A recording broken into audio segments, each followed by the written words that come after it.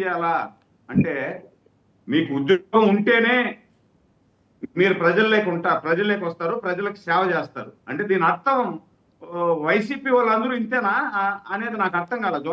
జోలాపురం శ్రీనివాసరావు గారు కూడా దీని గురించి చెప్పాలా. ఎందుకంటే ఇప్పుడు ప్రజా జీవితంలో ఉన్నప్పుడు గెలుపు ఓటములు అనేది సహజం. గెలిచినప్పుడు సంకల్పం గుద్దుకొని ఇష్టానుసారం కండ కావరం ఎక్కి కొవ్వెక్కి మహిళలన్నీ చూడకుండా మానసికంగా వేధించడము, రాజకీయ నాయకుడిగా ఉన్నటువంటి ఒక బాధ్యతాయుతమైనటువంటి పదవిలో ఉండి మీ ఇష్టానుసారంగా పెద్ద చిన్న లేకుండా ఇష్టానుసారంగా మాట్లాడేస్తారు. అధికారం కోల్పోయిన వెంటనే నాకు ఉద్యోగం పెరికేసినారు, నేను ఇంకేం చేయమంటారు అంటే అంతేనా? ఇదేనా మీరు చేసేది? ప్రతిపక్షం వెళ్ళిపోతే మీరు ప్రజల పక్షాన మాట్లాడరు, ప్రజలు సరే ఆయన మాట్లాడింది పక్కన పెడితే అండి, నిన్న ఎందుకని 144 సెక్షన్ పెడితే ఆ మందల కొద్ది జనాల రోడ్డు మీదకి వస్తే బ్యారికేడ్లు తోసుకుంటూ వెళ్తుంటే పోలీసు ఏం చేస్తున్నారండి? అదే సార్, ఇప్పుడు బట్టలు ఊడదీసి కొడతాను, ఒక సెకండ్ సార్ చెప్తా. బట్టలు ఈడదీసి కొడతాను, సప్త సముద్రాల అవతల ఉన్నా కూడా లాక్కొని వచ్చి మీ సంగతి తేలుస్తాను అని పోలీసు యంత్రాంగాన్ని మాట్లాడుతున్నారు. అంటే గత 5 సంవత్సరాల్లో చూసాం. చంద్రబాబు గారు కానీ, అదేవిధంగా పవన్ కళ్యాణ్ గారు కానీ ఏదన్నా బయట వచ్చి మాట్లాడితే, అది కూడా బయట వచ్చి మాట్లాడితే అంటే ఇప్పుడు రాజధాని రైతులు ధర్నా చేస్తా ఉంటే వాళ్ళకు సంఘీభావం తెలిపేదానికోసం, వాళ్ళ మనోధైర్యాన్ని పెంచేదానికోసం పవన్ కళ్యాణ్ గారు వెళ్ళారు, చంద్రబాబు గారు వెళ్ళారు, బీజేపీ నాయకులు కూడా వెళ్ళారు. వెళ్తే ఆ రోజు ఉన్నటువంటి డీజీపీ ఏం మాట్లాడారు చూసాం.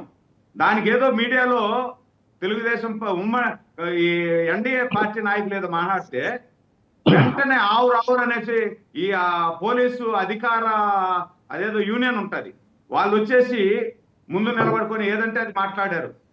మాకు అలా మాట్లాడకూడదు, ఇలా మాట్లాడకూడదని. ఈరోజు బట్టలు ఊడదీసి నడి రోడ్డు మీద నిలబెడతా మీరు ఒకసారి జగన్మోహన్ రెడ్డి గారు ఏం మాట్లాడారో చూద్దామండి. నిన్న జైలు వెళ్ళిన వల్లభనేని వంశీ పరామర్శించిన సందర్భంలో ఒకసారి జగన్మోహన్ రెడ్డి గారు మాట్లాడి చూద్దాం. ఒకటే చెప్తా ఉన్నా, ప్రతి పోలీసు వ్యక్తికి కూడా చెప్తా ఉన్నా, మీ టోపీ మీద ఉన్న 3 సింహాలకు కనిపించే ఆ సింహాలకు సెల్యూట్ కొట్టడం మొదలుపెట్టండి.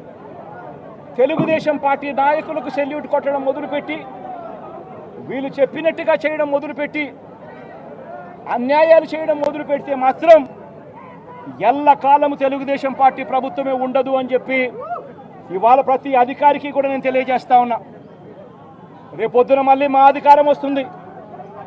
వచ్చినప్పుడు అన్యాయం చేసిన వీళ్ళందరినీ, వీళ్ళ అధికారులందరినీ, అన్యాయం చేసిన ఈ నాయకులందరినీ కూడా బట్టలు కూడా తీసి నిలబెడతామని చెప్పి కూడా ఈ సందర్భంగా తెలియజేస్తా ఉన్నా. రైట్. జ్వాలాపురం శ్రీకాంత్ గారు, ఏం కొంచెం ఓపిక పట్టచ్చు కదండి, ఒక 4 ఏళ్ళు.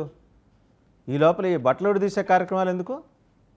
సార్, ప్యానెల్లో ఉన్న సభ్యులు, 99 టీవీ వీక్షకులకు అందరికీ కూడా శుభోదయం. మన అధికార ప్రతినిధి గారు మాట్లాడుతూ ఇంతకుముందు 2 క్వశ్చన్లు వేశారు నాకు కూడా. వాసుదేవన్ గారు, హలో, వినిపిస్తుంది, చెప్పండి. వినిపిస్తుందా? చెప్పండి. ఇప్పుడు జగన్మోహన్ రెడ్డి గారు ఏమి చెప్పారు అన్నది వినకుండా బట్టలు ఊడదీస్తాం అన్నారు. దేనికి చెప్పారనేది ఒక్కసారి బాగా ఆలోచించండి. అన్యాయం చేసిన అధికారులని, అన్యాయంగా కేసులు పెట్టించిన నాయకులని బట్టలు ఊడదీస్తామన్నారు.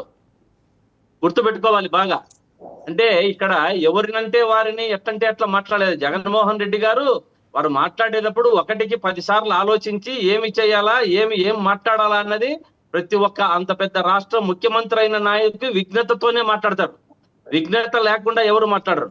కోడాల నాని గారు కూడా ప్రశ్నించారు. కోడాల నాని గారు మన వీళ్ళు క్వశ్చన్ వేసిన మహిళా సరే, వారు వేసే ఏదన్నా ప్రశ్నలు కూడా ఆయనే ఎక్కడ భయపడి పరిగెత్తలే, ఎక్కడ భయపడి పారిపోలే. ఆయనతో ఏదన్నా ఇంటర్వ్యూ కావాలంటే, ప్రతినిధులు వార్తలు తీసుకోవాలంటే వారి దగ్గరికి పోవాలి. మీరు కనపడటం లేదే, మీరు భయపడి వెళ్ళిపోయినారా అనడం చాలా తప్పు. ఆయనకు అదే కించపరిచే విధంగా మాట్లాడారు ఆమె కూడా.